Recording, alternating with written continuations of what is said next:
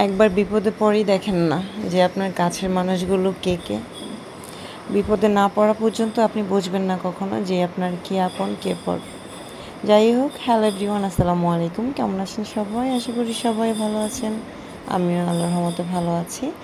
সকালবেলা লুচি আর আলুর দম একদম পারফেক্ট একটা খাবার, আমার খুবই পছন্দ। তো সকালের খাওয়া দাওয়া শেষ করে আমি দুপুরে রান্নাবান্নায় চলে গেলাম।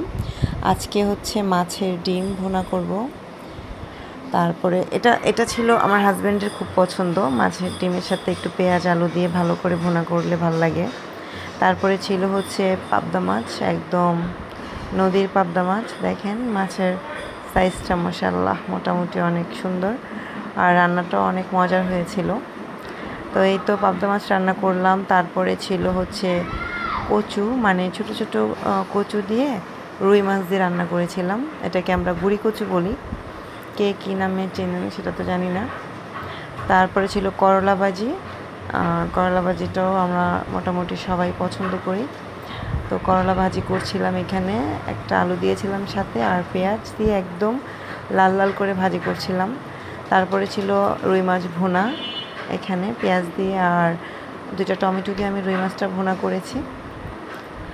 তো এই তো রান্নাবান্না চলছে দুপুরে। আর আমার মেয়ের জন্য তো সচরাচর চিকেন থাকি, তো ওর জন্য আমি চিকেন রান্না করছিলাম আলু দিয়ে। ও কিন্তু মানে চিকেন বিফ কোনোটাই খায় না, সে ঝোল আর আলু তার পছন্দ। তো দুপুরে খাওয়া দাওয়া শেষ করে আমি বিকালবেলা একটু বের হয়েছিলাম।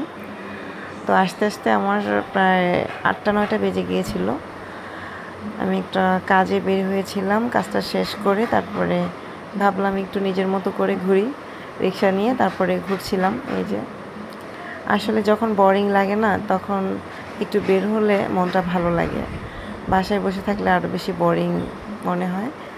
তো এই তো ঘুরে ফিরে তারপরে মনটাকে একদম চাঙ্গা করে আসার সময় কিছু নাস্তা নিয়ে আসছিলাম।